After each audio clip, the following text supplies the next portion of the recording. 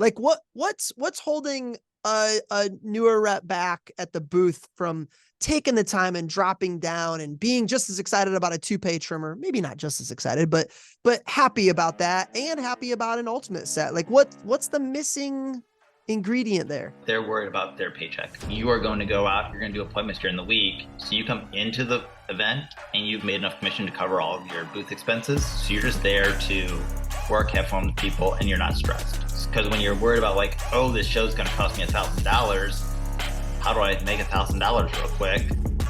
Then you're like coming across with commission breath and very like, hey, you need to buy versus, cool, let's find out what makes sense for you and just make it a good, fun experience for the Did customer. you just drop the term commission breath on the pod? Because we're making shirts immediately, if so. Thanks for joining us on the CSP Hot Hands 60 Minutes of Fire podcast. My name's Brett Wiggins, and I get to serve as your host.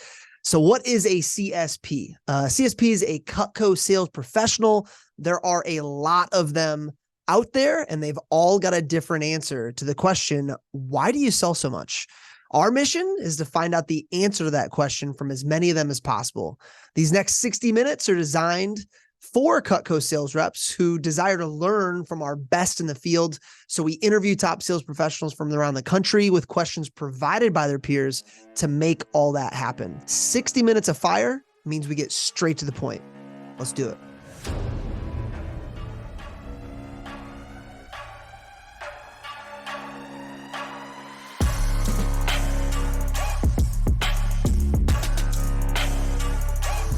Welcome to CSP Hot Hands 60 Minutes of Fire. We are at episode number 4, and I am so excited for our guest today, possibly the most journeyed Cutco sales professional in all the land. He has taken plenty of tread off of those tires over the years. Rob Steiner from our Edmond, Oklahoma office and Great Plains division. Anytime Rob references a resource that's available to us, he's going to share it with me after. We'll make it available to you guys in our resource folder. Rob, if you got any scripts, templates, you are known as a system icon in our business. Don't feel the need to cover it in detail or share it right now. If it's self-explanatory, we'll get it to them later so we can spend the bulk of our time on the questions, the hard-hitting questions our CSP community has put together for you. I want to directly thank those people who submitted some questions for this episode. Wouldn't be very fire without their help if I was coming up with them. So Bridgie Lehman, who's joining us in the live Zoom studio audience today, Kaiser Schwartz, John Sasick from Cabo, I think he shared his stuff. Also Chelsea McDougall, Jordan Thomas, Colin Herman, Austin Moyer, Han Garrett, and Jolene Baumeister. Are you ready to jam, Rob? Oh yeah, we're good. Let's do it. Let's start here. How long have you been selling Cutco, Mr. Steiner? Just past my 18-year mark, September 24th. An adult. I like it. Where did you start selling Cutco? I started selling in the Livonia, Michigan office. Love it. Just outside of Detroit, for those of you that are Midwesterners. What does your yearly sales breakdown for the year typically look like? Or maybe you just use what last year looked like. What percent is like business gifts, closing gifts, behind the booth, events, residential, all that? A lot of that kind of overlaps itself, but Sure. Service events are usually, and service calls are usually right between 1 and 150 for the year. I do about 160 to 170 at a booth. I do about 100 grand over the phone. And then the rest is just whatever else I'm doing. So awesome. I find as I ask that question more and more in CSPs, the more, I don't want to say balanced, but just I find that like booth and service needs to be close to each other if you're really maxing it out. And then there's a lot of other stuff sprinkled in to give you some diversity, some fun, but also you never know when we'll have a COVID year and one part of your business gets shut down. It's important to have some diversity. I love that. What other titles do you have in life outside of Cutco? So I am married. I have a stepson, cat Awesome. dad. Cat dad. That is, I have more cat questions But I love we might meet. Who are we right there? That's Dinah. Yes, that's Dinah. Dinah, not in the kitchen, in Rob's lap. I like it. She Now, wasn't that she'd be screaming at me right now. what's the last fun thing Rob Steiner did besides slinging blades? Could have been last week, could have been yesterday, whenever. Last thing that was before the fair project we jumped into, Yeah. like the weekend before 4th of July, Corey O'Neill and Steve Sharp, names you probably remember. Yeah. We actually went out to Hot Springs, Arkansas, which we've never been to. Yeah. And we just rented a little place, hung out for a weekend, checked Hot Springs, check out a distillery, just the town. Oh, I People love were like, it. "What are you here?" We're like, "We have never been here, and why not?" My wife is the exact opposite. I love the idea of going to someplace I've never been with no plan and just time and then going and exploring. I love everything about that. I have three, about to have 5 kids here within a few weeks. It's not happening anytime soon. So you do it, man. Best year ever for CPO, Rob. When was it and how much? So COVID was my best year at that point. I did 270, went up from 250 to 270 that year. Nice. And then 2021, I decided to add shows back in and just condense what I did in 2020, and I did 450.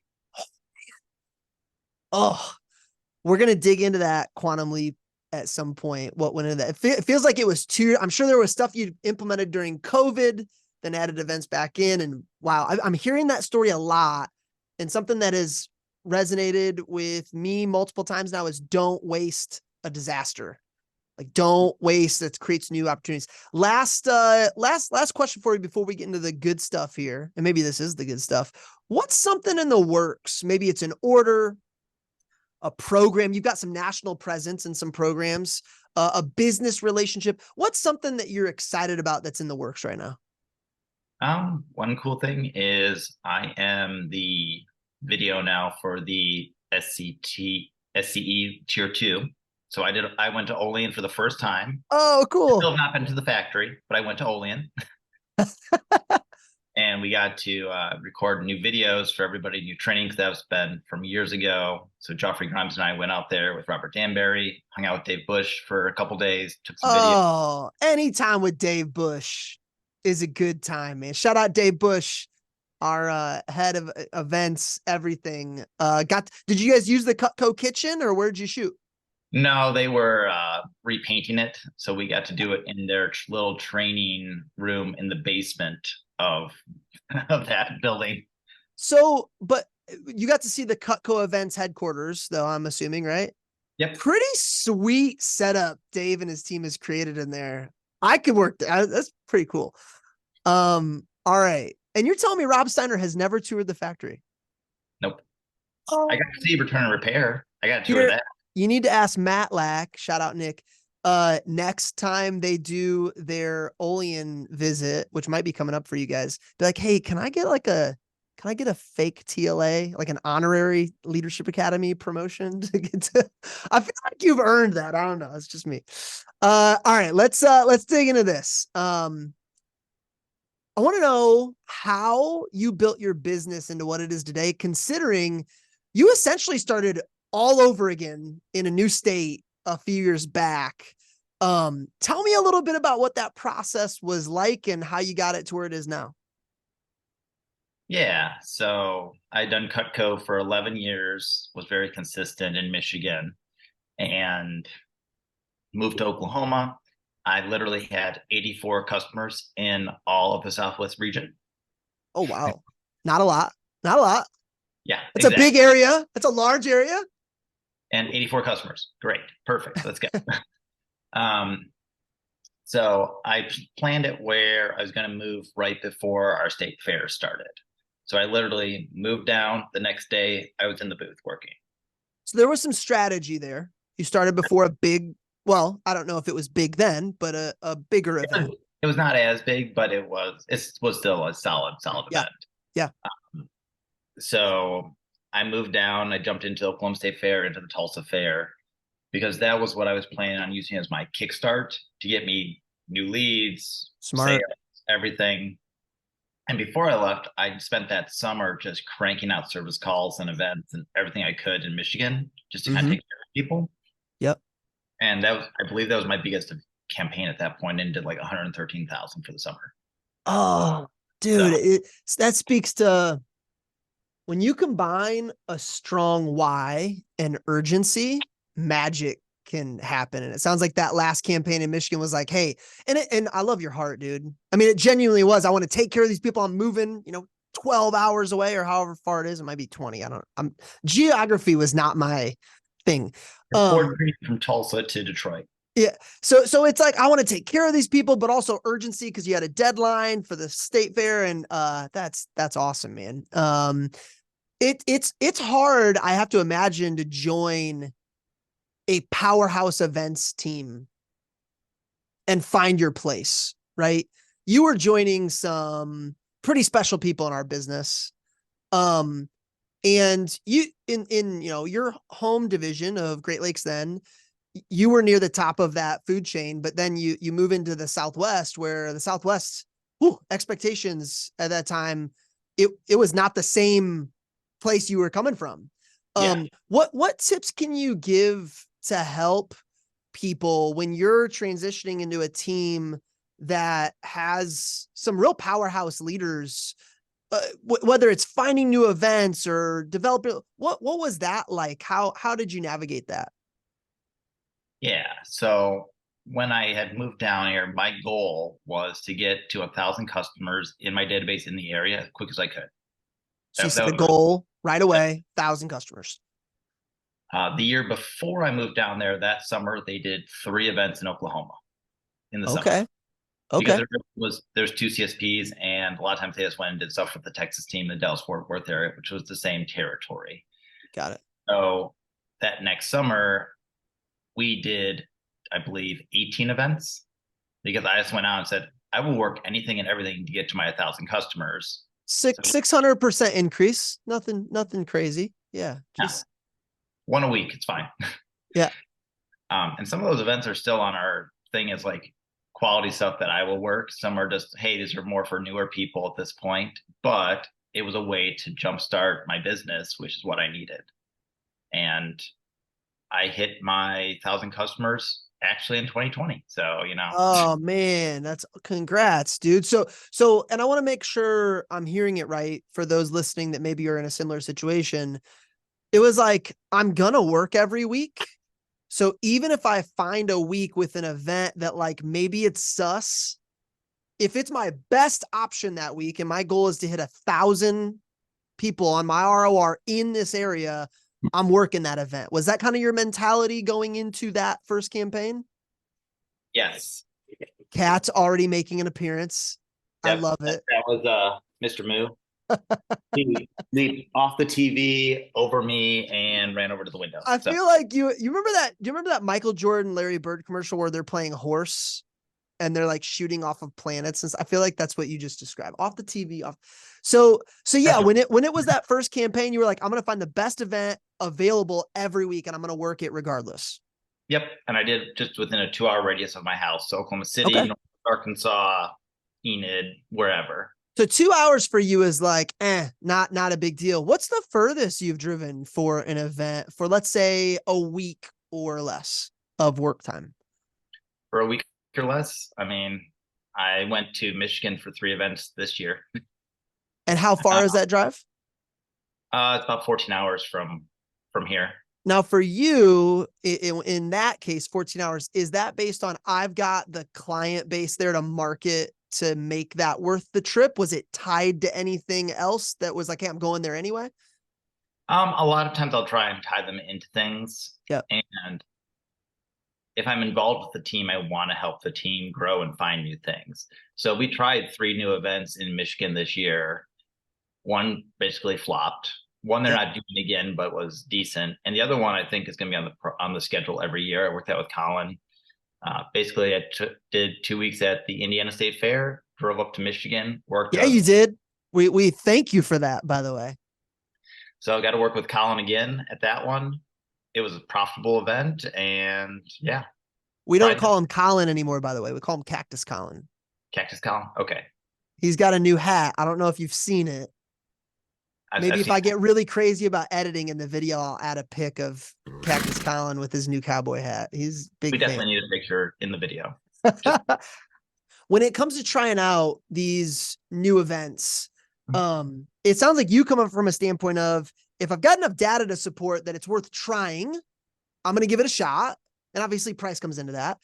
I find a lot of people, before they, like, when they're 1 foot in, 1 foot out on whether it's CSP or events or whatever the case may be, it's like, hey, I'll work the good ones. I'll work the Key Crown. I'll work a proven traditional event, but I'll try a new event if it's close or if it's cheap. What would your thoughts be for someone that's not quite all in on that yet? so, biggest thing for us, anyone really, is that we have a finite number of amount of time to work events. So we want to maximize what we're going to be at. So I still do some filler shows just because I know that I've worked it for multiple years and I'll have that repeat business coming in at this point. I'll get ROR if I'm not working it, but I enjoy seeing my customers at that event, or it's just an event that's just fun for me to be at, and I just want to be there. There's those events that you're like, it's just a good crew. It's going to be a lot of fun. I don't care if I sell a dime. I've got nothing better that weekend. Let's roll. You got some of those, right? Yep. There are some smaller events that I've taken out of my schedule just because I'm trying this year to only work 2 or 3 weekends every month and just actually have like weekends off and just. Yeah.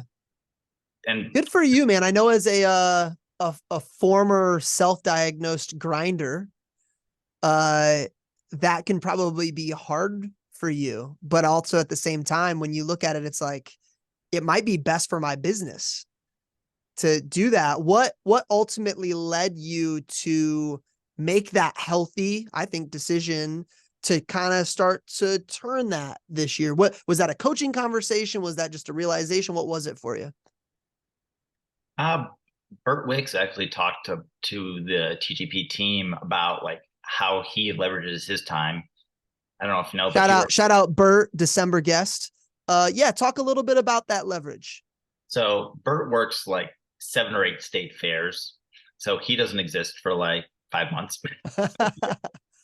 But he's decided that if he's not selling at least like 10 grand an event, he kind of transition off and gives it to other members on the team to help the rest of the team grow. So he's like, hey, these are my staple or my rock events that I'm going to do every year.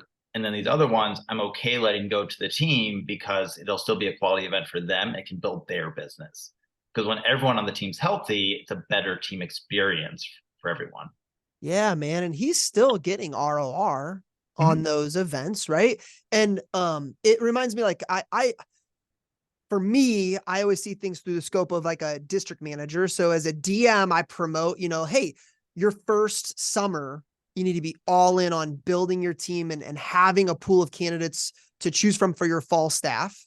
And then your first fall, you're doing it in front and leading them and guiding them. And then by your second summer, you got some really, really good options for those you didn't deploy to have as an AM staff, and you're still leading from the front. And then your second fall, it's like, hey, start giving away a little bit more. And then your second or third full summer, focus on the big rocks and give away a little bit more. And then before you know it, you could be 3, 4, 5 years into it, and you're really all in on the key moments of the year and allowing your top development to take over in those other times. As an events team member, it's like, what I'm hearing is the first couple of years, just build it, work every single event that you can, work every single shift that you can, build to your number was 1,000 clients as fast as I can in this area. And then start to peel back and say, hey, what can I give away?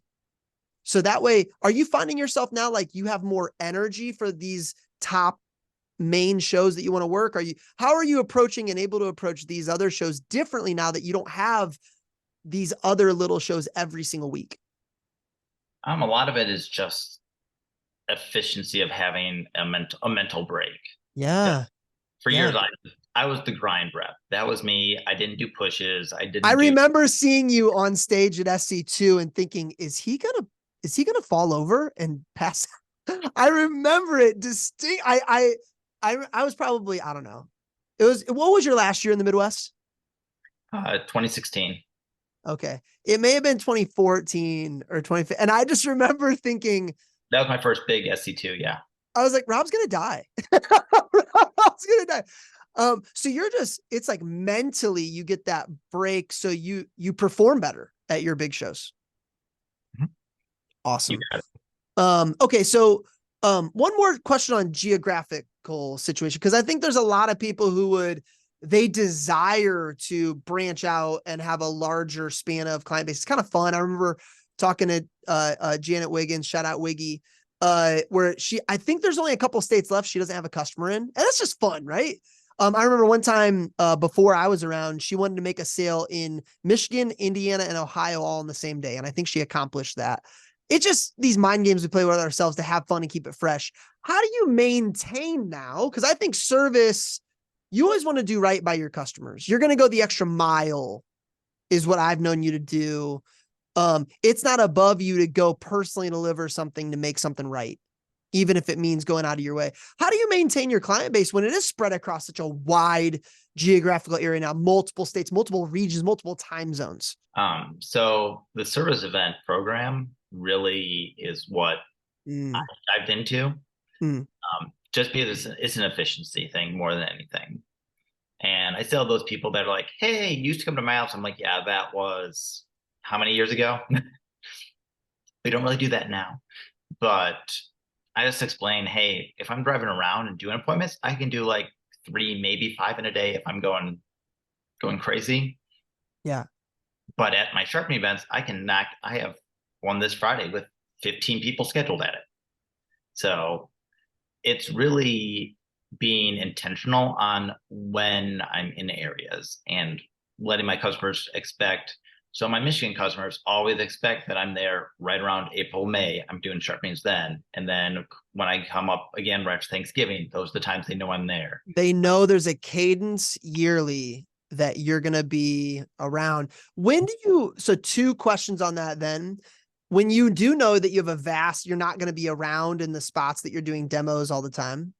Um, I think a lot of newer reps are almost like they're bringing up in-home sharpening as almost presenting it as a guarantee, where I think once you've been around a little bit, you kind of know to ease off that gas pedal on that. So how are you pre-framing that for your customers? One, and then two, how are you pre-framing the service event calendar for customers? Yeah. So the big thing realistically is where is your business of when you're doing service events versus service calls?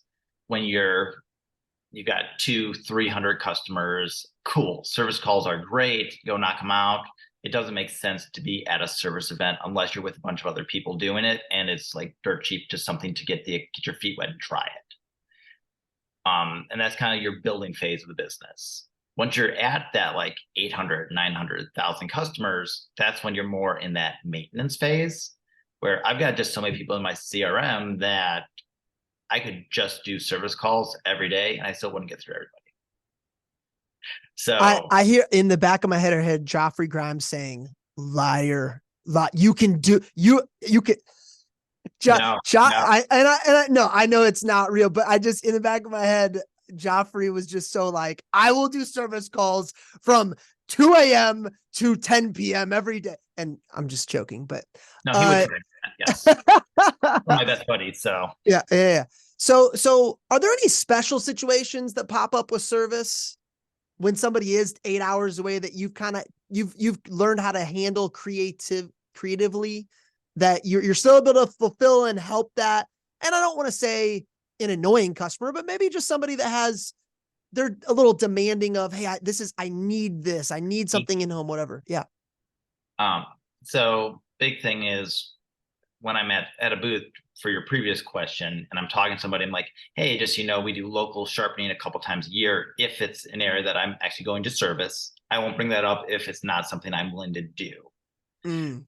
So like we do a couple shows in Enid, Oklahoma. It's 2 hours away. There's like 3 shows there a year. I'm like, cool. We come here once a year, do a sharpening event. You just kind of expect that. They're like, okay, cool, got it. Oh man, you just brought up something that I think is a huge opportunity for teams. And that's having all of your service events planned out for the entire year in advance. Because then, I mean, I'm sure those 3 shows aren't back to back to back. No. So being able as an example, in January saying, hey, we're here today. We'll be here in, March for this event and then July. However, our service event is in August for this area each year. We can schedule for that, or I can give you the details to send your knives into the factory if you don't want to wait on that. I'm assuming that's the type of conversation. Yeah, generally for those out of state areas or out of home territory area, yep. I tag the service event on right after the event. So like that Monday right after. So I can direct schedule people for it and just be like, hey, cool, we have one coming up Monday. Do you want to come out? Yep. I'm already in the area anyway. I might as well just take around one extra day, take care of everyone, saves me the trip back. And I do also, if someone's just in an area I just will not get to. Like I have people up in like Traverse City, Michigan. I'm not getting up there that often. Right. That's it. For those of you that don't know, Rob, can you give us the mitten here? Can you show us where Traverse City is? Yes. Right up there. Yes. So for it sounds like it's just a lot of proper expectations, not being afraid to just be completely honest and upfront about what your plan is. Correct. I also have a customer that lives in like China, Michigan, which is way over here. I didn't even know this existed. This is great. Yep, China, Michigan. It's near Port Huron. And I'm just like, they're like, hey, you came out to our house last time. We wanted to buy some stuff. I'm like, yeah, that was like 4 years ago. And I just don't have time to get out there when I'm only in state for like a week and a half. However, I have this event, which is only an hour from you. If you want, come in here, or I can happily give you all the info on how to get them sent back to the factory, get them serviced, what'll serve you better.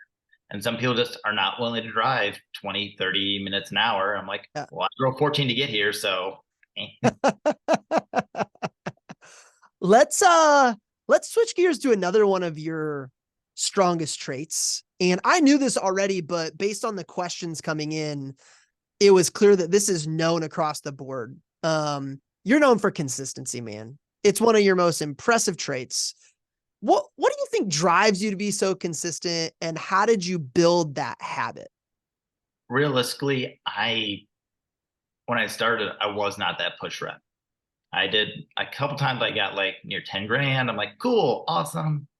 I worked with David Scoggins for coaching for a summer. Yep. And we talked about how do I have a big push.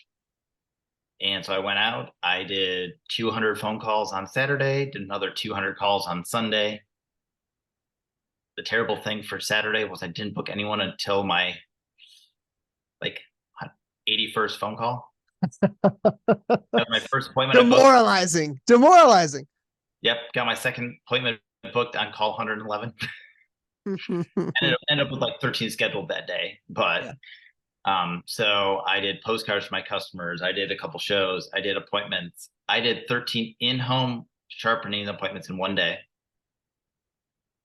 Whew. That's it. For those of you that haven't done, maybe you're an up and comer and you haven't done service calls yet. I mean, that's driving to each house and doing a demo and sharpening 13 times in a day. Did you use window scheduling, or was it specific? Yeah.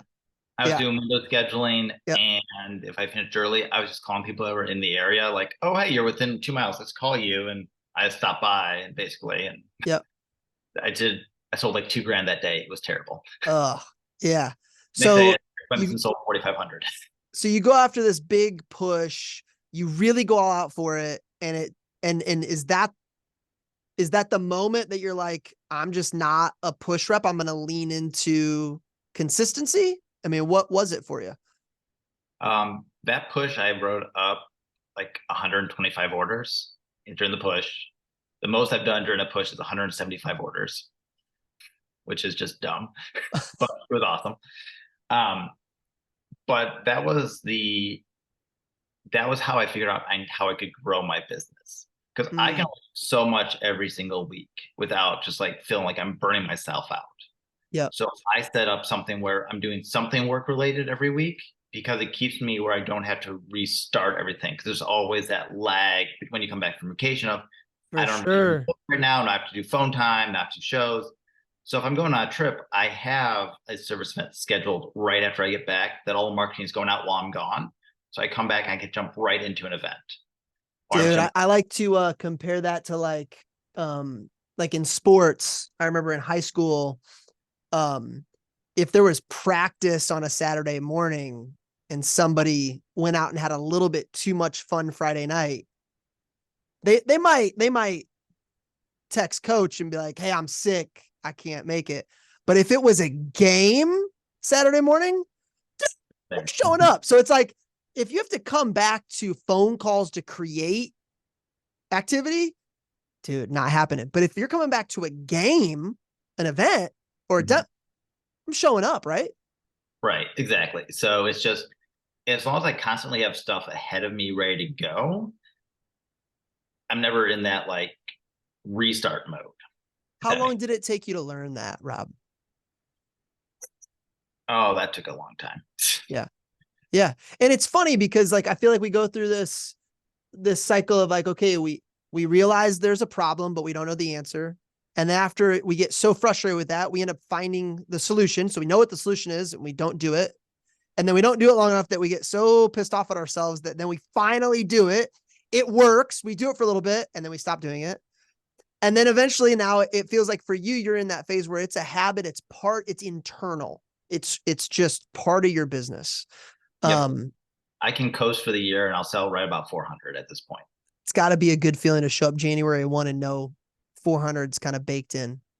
Yeah. Um, okay. So what's the next gear for you to have that next quantum leap then? What's the next? Is it something adding to your business? Is it becoming more efficient? Is it going all in on an area you're already great at? Like what is, do you know, have you identified that yet? So my big thing right now that I'm working on is more of the business gift side. It's been kind of a Mm, focus of the TGP, our calls lately. okay. I actually And help out this is at the booth or just in general? in general. Okay. So I'm promoting it at a booth. I'm also working a couple smaller industry type events. Like we had a fence and metal tech event that was in Oklahoma City last year. It moves and changes dates every year. Next year it's in Nashville. So I'm going to be in Nashville for a couple of days in January working. Hate that for you. Hate having you have to hang out in Nashville where there is live music and drinks flowing at 7 a.m. every corner. I hate that for you. So I don't want to jump around and do like go to Vegas where a lot of the team will do. There's an industry crew that actually will travel to events that move or like the big Is national one. that Joseph Rodriguez? Is he Yep. still heading that ship? Cool. Shout out Yep. Joe. Great work, Joe. So I help him with doing transfers, making sure that the correct manager gets their credit and things like that, and all their chargebacks. And so I get to work a couple events I want. Basically, I want to pick an industry. I'm picking like fencing, just kind of what I'm working with. And cool, I'm going to work a couple events like this, get to know the industry inside and out, and be able to talk intelligently about how can they benefit the gifts and doing follow up with them. So you So you're like, hey, I'm gonna find my niche inside of this business gifting niche and go deep. I think that's smart. You can yeah, there's become people the that do gift guy solar, for, yeah, for blank. construction, roofing, solar. Eric Chandler's a solar guy for our team. So Oh man, every time I talk business gifts with somebody, I'm like, there's so much opportunity. There's so much opportunity.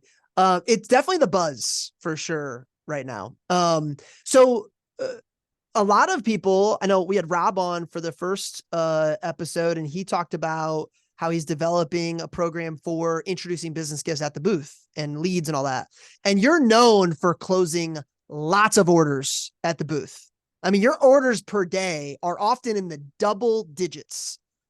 What are some tips for increasing your closing percentage at the booth, but also maximizing how many interactions you have each day you're at the booth?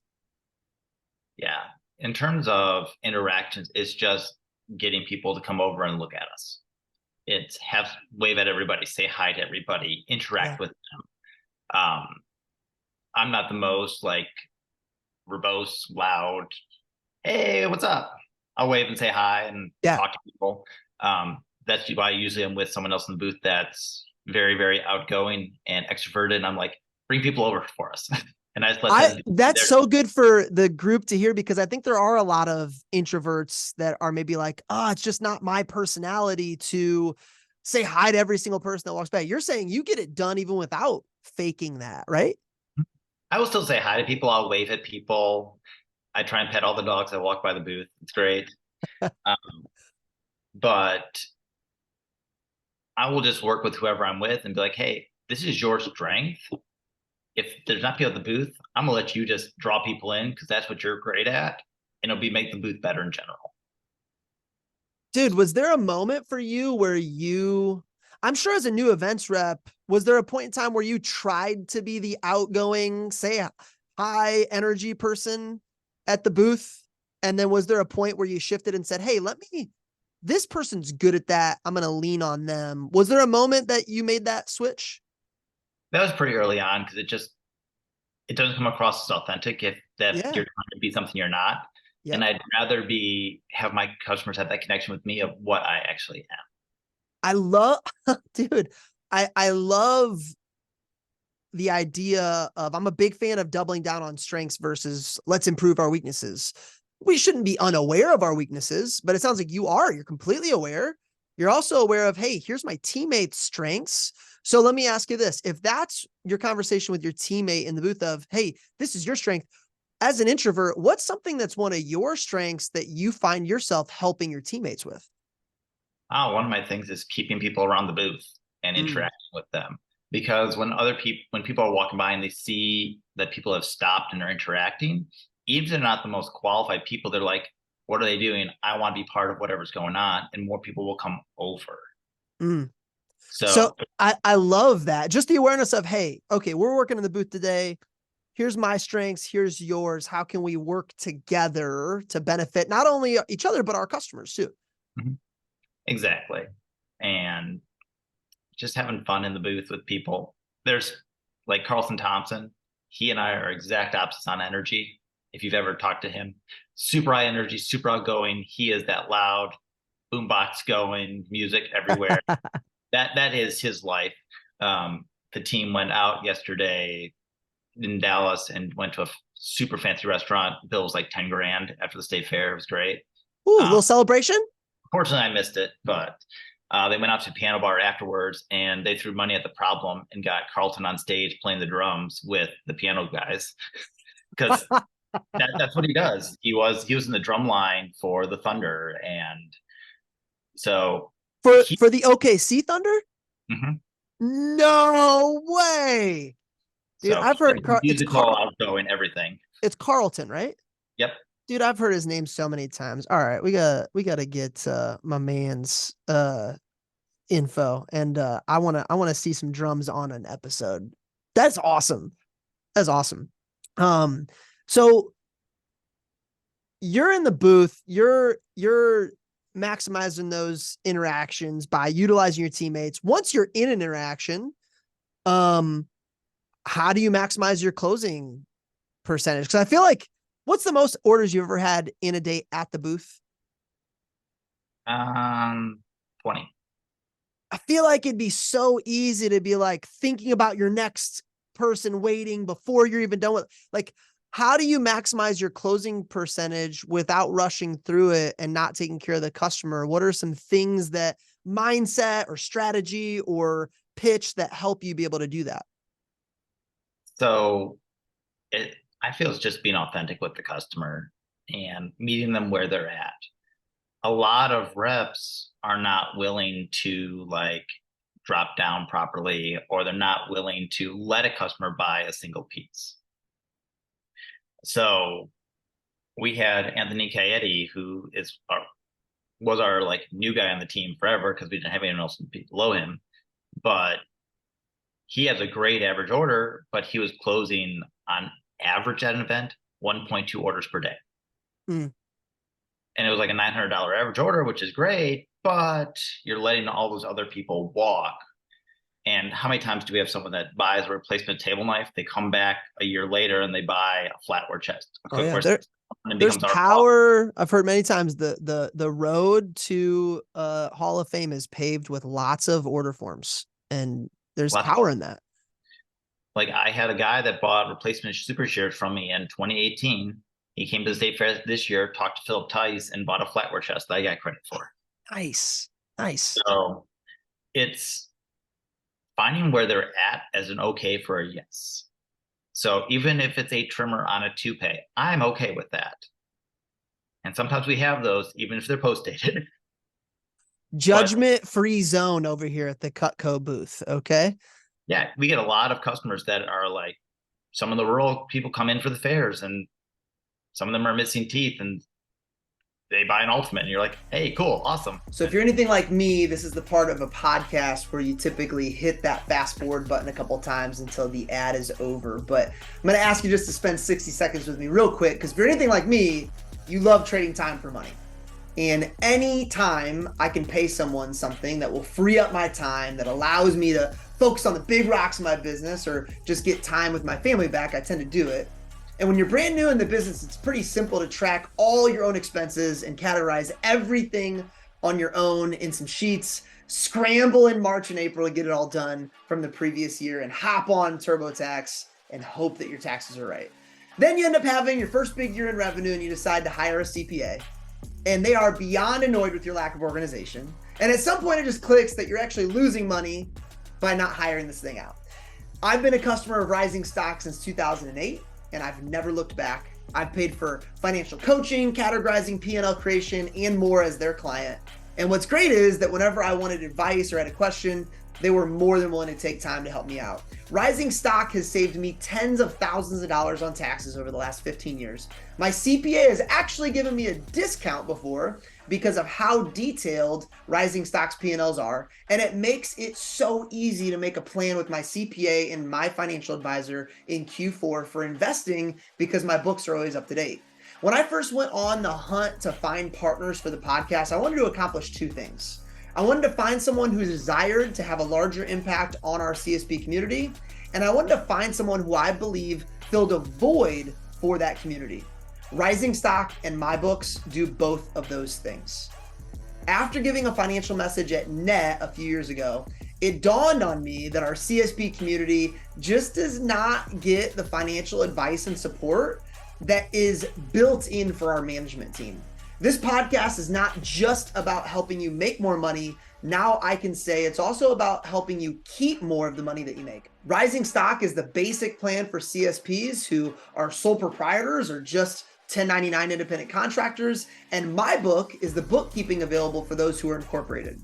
You can choose to take advantage of everything they have to offer or just have them do your books.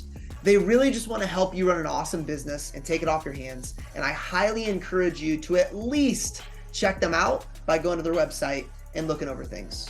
Go to linktree/CSP60. That's linktr.ee/CSP60. So linktree/CSP60 with a dot before the two E's, and choose which option is best for you. That's linktr.ee/CSP60. Awesome. And they love their hunting units. And what's holding back a newer events team member from having that type of, I feel like it's a service mindset. It's like, hey, I'm here for you. Like what's holding a newer rep back at the booth from taking the time and dropping down and being just as excited about a toupee trimmer, maybe not just as excited, but happy about that and happy about an ultimate set? Like what's the missing ingredient there? they're worried about their paycheck. 100%. So that was one of the big things when I was coming up in the business was you are going to go out, you're going to do appointments during the week. So you come into the event and you've made enough commission to cover all of your booth expenses. So you're just there to work, have fun with people, and you're not stressed. Because when you're worried about like, oh, this show's going to cost me $1,000, how do I make $1,000 real quick? Then you're like, you're coming across with commission breath and very like, hey, you need to buy versus cool, let's find out what makes sense for you and just make it a good, fun experience for the Did customer. you just drop the term commission breath on the pod? Because we're making shirts immediately. If so, Rob Steiner commission breath shirts are happening. In fact, if you're listening, the next shift you work, if you notice your partner in the booth is having commission breath, you need to, hey bro, your commission breath smells. Okay. Get some CPO service mints in there, please. Dude, I love that mindset. It's like backwards. It's like every relationship I had before my marriage, I did everything backwards. And then my relationship before my wife and I got married, I did everything, I would say the right way, where it was like, I was just so authentic and upfront with her about everything. I tried to get her to leave. And when she was still there, it's like, well, I guess this is who I'm supposed to marry. And it's like with events, it's like a rep that's like, oh, this event's so expensive. I can't afford it, but I've been lazy. I haven't done any demos or service calls in 3 weeks, but I'm still going to work it. And then they go to the event and they're stressed out and it causes them to suck versus work really, really, really hard leading up to the event. So the event is the icing and not the cake. And now Rob, dropping knowledge, commission breath is never shout out Rob Steiner, creating catchphrases, commission breath. It's happening. Rob, hey, speaking of bad breath, someone else I know to have bad breath. I had a cat growing up, licks their own fur, not the best breath in the world. Might be some kitty litter in there as well. How many cats do we have at the Steiner residence? There are 8 in the house currently. All right, give me Leo in the background. Give me the names. So we can see, actually I can see, I think all of them here. So that is Leo, the Savannah cat. MC Hammer and Basket are on the table there. Fizz is being very fluffy. That's Teak. Moo is hanging out behind the window curtain. Dinah's on my lap, and Joy is somewhere causing terror. She's the youngest one. Shout out. I thought you were going to say, who's the one behind the window thing? That's Moo. I thought you were going to say Moo was behind that little tumbler on the ground. And I was like, that is a very small cat. Rob, I want to recognize the chat. Chelsea McDougall says, and a dog for you dog lovers out there. Rob doesn't, he's not against dogs. He's got dog too. Yes. We have Potatoes, a Yorkie. Mr. Little's a Chihuahua. We have a pit bull that was found in a parking lot. Dude, Rob, I want to commend the tidiness of your home with all of these cats. I feel like when someone thinks of like cat lady, there's hair everywhere in like newspapers from 1987 somewhere in the corner. Like you have a very, very nice spot. I love all the art in the background as well. There's still fur everywhere. Yeah, but there is, don't worry. There is fur. Okay. I want to go back to the booth because you were a grinder for a long time, and still work hard, still work a lot of days consecutive. What's the most consecutive days you've worked behind the booth? I've learned since I try not to do more than 5 straight now. Okay. So you're a recovering boothaholic. I like it. What before that? What was the longest stint? That would be 16 days at the Indiana State Fair when it was 17 days straight. Wouldn't recommend it, boys and girls. Okay. No, I'll tell you a fun story about that one. Please. I actually texted Josh Muller and Curtis on day like 10. I'm like, I hate my life. I don't want to be here. What am I doing? By the way, day 11 was when CFC started. So I was by myself at the booth for the next 3 days, and no one could come cover for me. And then that Friday, when everyone was back, I was just like, who wants my shift? I'm not showing up to my shift. Someone should be there. What I love about it is you created the self-awareness to go, let's not do that again. Ever again. Right. No. And I learned this from Earl Kelly. Shout out Earl, Northeast Region Manager. You can get more done in 6 days than you can in 7.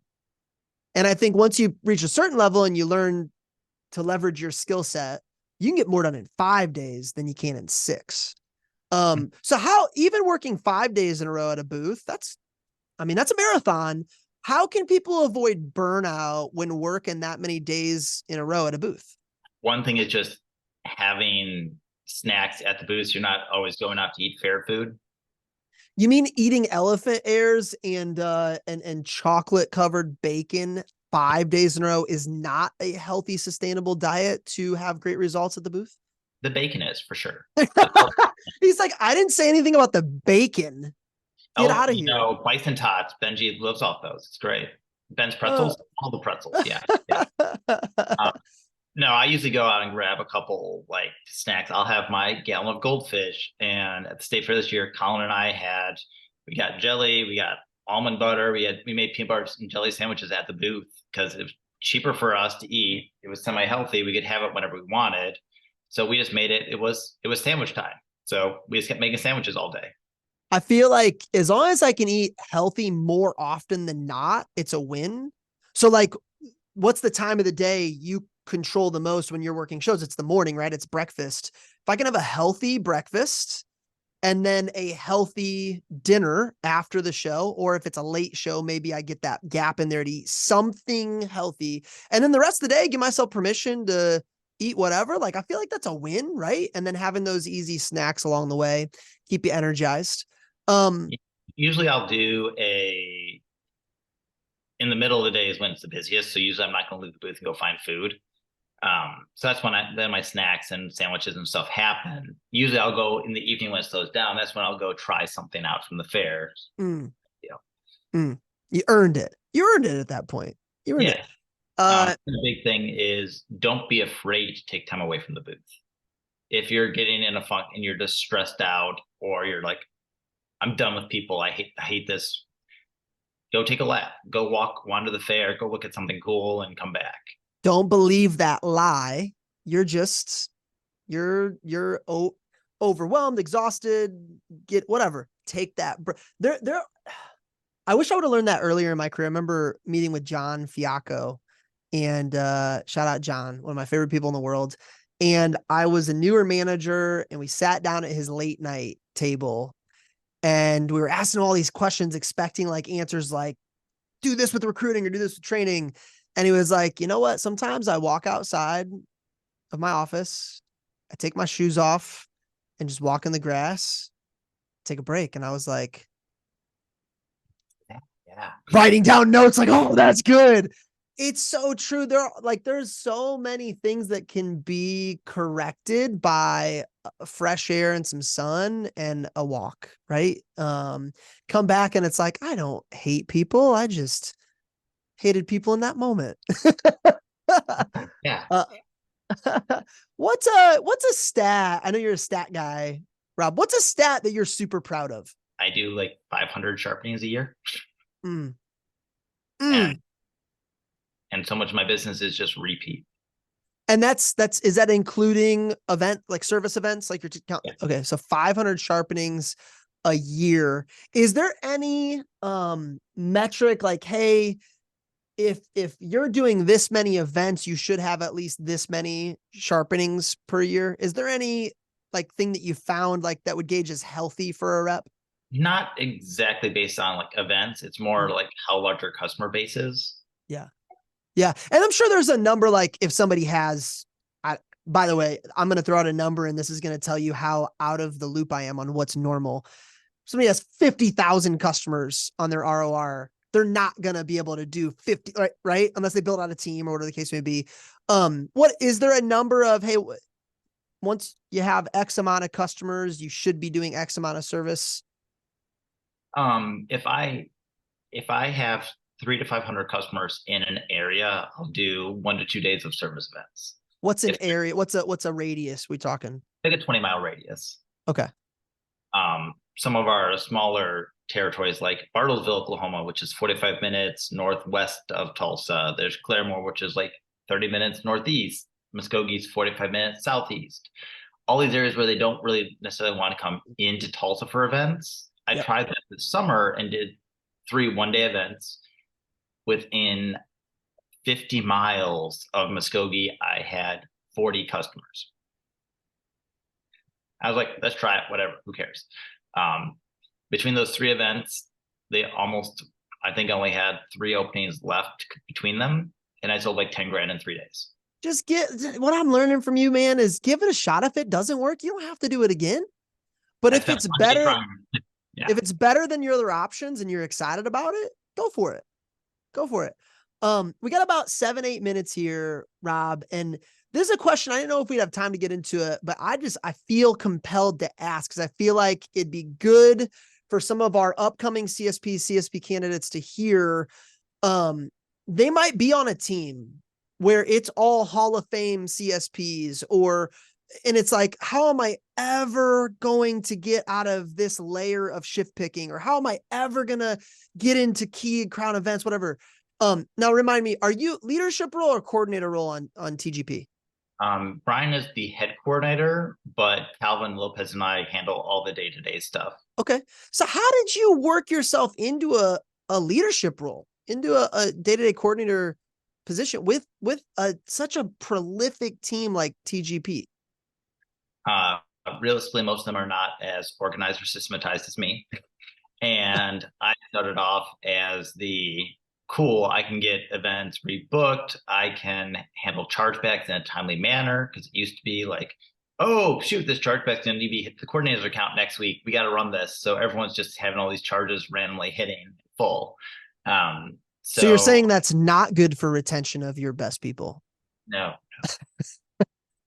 So it was more, I filled in a position in the team that wasn't done at that point. And just Calvin and I work so well together that it's just, hey, Calvin's the hard conversations and the negotiating, and I'm all the back end admin, make the system run. So you recognize your strength. You recognize there was an area of opportunity within the team. And did you bring it up? Did Brian bring it up to you? Was it like, and you can be honest here, was it years of, hey, Brian, I can make this better. Hey guys, what was it? No, they like, hey, we know you're good at this. Can you help our team be a little more organized with this thing? And it took a number of years before I got like the coordinator role tapped into it. But say that again. It took a number of years. Number of years of doing the right thing, showing up the right way, leading by example without the title. And would you say that paid off? Oh yeah. So I know there are people listening that you could feel like you're in a frustrated spot right now on a team, and you don't know if you're ever going to get that call. Keep doing the right things regardless. Rob is a shining example of that. What I know about our company is that we take care of people that are doing the right things and have everybody's best interest in mind, and that are team players and that are producing results. And Rob lives up to that. Rob, last question for you. Gosh, dude, 60 minutes of fire goes quick. What's something I should have asked you today that would have helped our team? I think the biggest thing the biggest focus that we have is there's three ways to deal with like ROR. One is you can have no program. It's if someone says my name, maybe I'll get credit for it. That used to be the LA County Fair, where customers would come in with 4 different reps postcards and be like, I don't know who I bought from. I got these. Cool, whatever. And that doesn't help anybody. Makes a lot of arguments. There's an ROR program where you get, cool, we have a list. We check it. Cool, exciting. I wrote something real quick for you. Here you go. No real digging into it. And then there's the ROR like culture. And that's something that is really prominent down here. And that I've tried to bring to Indiana and talk to Colin about it for Michigan. And it's celebrating taking care of other people's customers and referrals. Like at my first year working the Oklahoma State Fair, I wrote up a gut hook and was one of Wiggy's customers. They're like, I bought from this lady in Shipshewana. I'm like, I think I know who that is. Hang on. So I gave it to her. I'm like, cool, here you go, Wiggy. Free order. And they're like, are you sure you want to give that away. They're not on the team or anything. I'm like, yeah, we get to do it for me. I'm doing it. Here you go. Done. Wasn't a big order, but it was that I'm going to take care of her customers because she's going to take care of mine. And then we had another lady a couple of years ago came up. It's like, hey, my friend told me they have Cutco. I want to look at this. Cool. I'm like, hey, who's your friend? Looked it up and didn't have to look that up in our because her friend had texted her. Hey, she said talk to this guy, and was Josh Muller contact info. I'm like, sweet. So let's work on it. Sold her a signature set. I'm like, hey, Josh, here's a referral order. Here you go. No Rob, problem. I think because you pop into our division periodically throughout the year, you don't always get to see the fruit of your labor because you've been on this for a while. And I just want to share something with you that I think is it is a direct product of what you've been chirping about. And you always do it respectfully, and you always do it with, hey, it's your guys' team. Here's my thoughts. This just happened this week. Kaiser Schwartz, sorry for those of you listening and not watching. I'm showing a WhatsApp post. Kaiser said, Galley +6, upserved to a hunting knife, upserved to engraved pocket knives, upserved future biz gift planting for Chelsea McDougal. Confirming now, but pretty sure it's hers. I said, as the ROR flows, the team goes, you can't tell me this ROR culture, to your point, Rob, and healthy payout doesn't create incentive to go above and beyond. Well done, Kaiser Schwartz. He followed up with, big key is this: treat every customer as your own and give every client the world-class experience they deserve with Cutco, no matter if they are your customer or not. That type of conversation, that type of, hey, let me create a future business gift lead for a teammate of mine, is not happening 2 years ago on any of our events teams in my division anyway. So this comes straight from a good friend of yours, Benji Lehman. He says, not a question he submitted, but thanks for being such a selfless leader, Rob. Always willing to lend a helping hand and support people with no expectation of a reward. A+ human. Rob, thank you so much for making time for us today. I appreciate you a ton for all you do for our entire team across the country that goes unseen. If you're on an events team anywhere in the United States, Rob has had a finger on something within your division at some point, probably behind the scenes. So from all of us, thank you. Seriously, man, this has been a blast. Hey, my pleasure. Hey, don't miss our upcoming CSP Hot Hand interviews. We've got Amy Muller on Thursday, October 26th, Dante Reynolds on the 30th. Bring your coordinator questions. Give him the hard-hitting topics he's scared of. We'll see you next time. Bye, guys. Thanks for listening. And for some of you watching, I want to remind you that all resources from today can be found at linktree/CSP60. That's linktr.ee/CSP60. That's linktree/CSP60 with a dot before the EE. If you want to be a member of our live Zoom audience for one of our upcoming shows, email bwiggins@vectormarketing.com. That's BWIGGINS@vectormarketing.com. If you loved what you heard today, I'd be honored if you followed, subscribed, or even rated us on whatever platform you use to find your 60 minutes of fire. We'll see you next time.